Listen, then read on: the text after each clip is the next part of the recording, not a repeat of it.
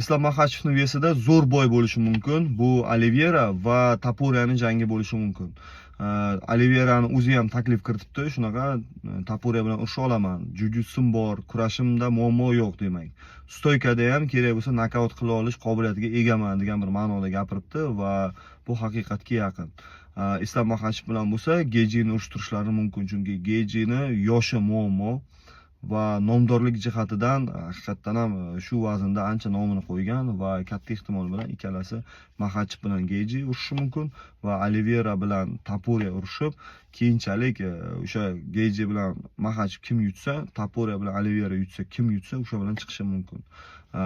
Arman Tsarukyanni bo'lsa do'stlar aniq bu kutishga majbur qilishadi va Arman Tsarukyan katta ehtimol bilan boshqa jangchilar bilan ma'lum reytingi sal pastroq bo'lgan bo'lsa ham, masalan top 5 talikka kirmagan bo'lgan bo'lsa ham jangchi bilan urishishi mumkin. Masalan, Mateusz Gamrot bilan revansh jangi bo'lib o'tishi mumkin.